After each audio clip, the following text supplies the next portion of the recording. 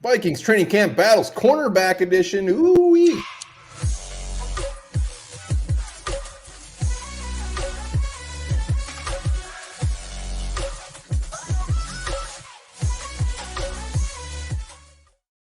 All right, welcome back to the Onebar and Lupagus show. I'm Onebar with Lupagus. We're almost done with our training camp battles, just in the nick of time because training camp's about to start. We're talking cornerbacks. This one, the most damn important position on this freaking roster.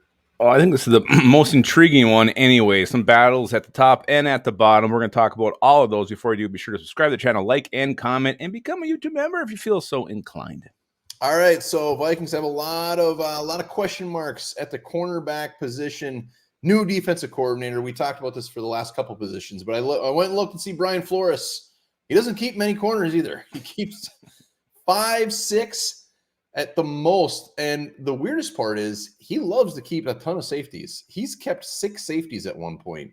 So he likes those versatile guys, which luckily for him, we got on this roster. Yeah, and I know Josh Mattel was working in a nickel during the OTAs, so maybe he's actually going to be, kind of a corner as this season progresses. We'll see. But we're talking more about him in the next one. But this cornerback group, obviously the big talker is you got, the big signee, Byron Murphy coming from Arizona. He's going to be the main corner, the top corner. Will he be playing inside, outside? Will he be moving around? That's the question with him. But the question is, who's going to be the number 2 guy? I want to know the battles. Let's go to the – yeah, absolutely. So here we go. So as of now, this is where the depth chart shakes out. Blackman, Caleb Evans, and Byron Murphy are slated as the starters. So our number 2 guy is Mekhi Blackman right now. Well, I mean, that's just according to our lads here that you pulled up. But, I mean, I think it's the battle. You saw during the OTAs that Caleb Evans was getting a lot of run with working with the ones. He seems to have a leg up. You got this rookie Mekhi Blackman who seems to be a perfect fit for Brian Flores' system. But to me, the biggest question mark and just kind of where is he is the second rounder from last year, Andrew Booth Jr. There's been a lot of silence on his front right now. Yeah, the battles. I mean, Andrew Booth, really, and Caleb Evans and Mekhi Blackman, they're going to be fighting for that number 2 spot. Jay Ward, they got him listed as a corner here, and I know that he was a safety, but he's kind of a tweener as well. But that's where the big battle is going to be. And I just hope at this point that Andrew Booth is actually in the battle.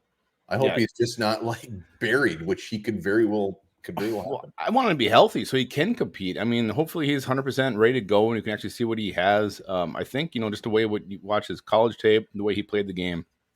But there's a lot of attitude at the back end of this Vikings defense. So I hope he can stay healthy. And if he gets beat out, fine, he gets beat out. But at least, like you said, I want to see him actually in there and competing.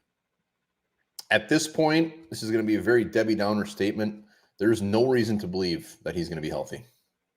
There's not. I mean, everything in his past points to that he'll get hurt. And I swear, I'm almost planning on it. Like in a week, we're going to hear that he tweaked an ankle or something. Oh, it's not a big deal. But all of a sudden, he'll be out of practice, and miss the first game, preseason game. He might shock the world and just blow the pants right off us this year, though. So my thought is those 3 listed there as the starters. I think that if I had to bet on it, that those would be my starters for week 1. Yeah, I mean, it does feel that way right now. So I think that's a safe bet.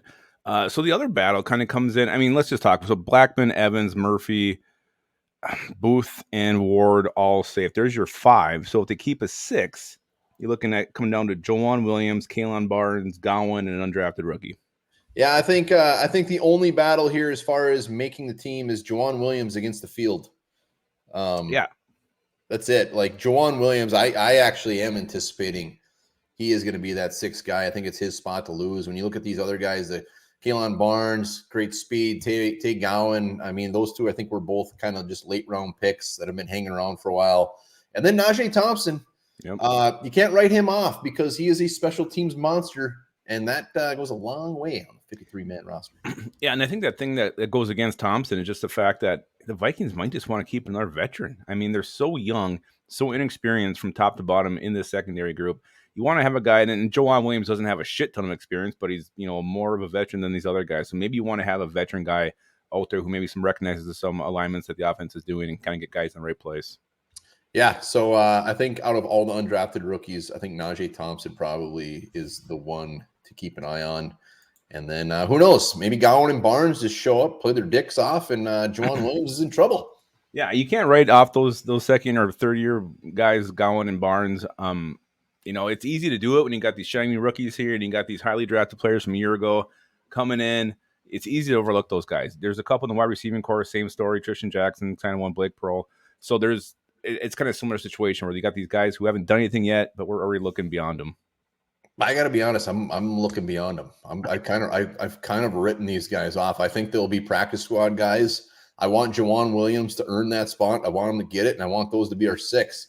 It'll be very interesting if they decide to do 5, and then it's probably Williams.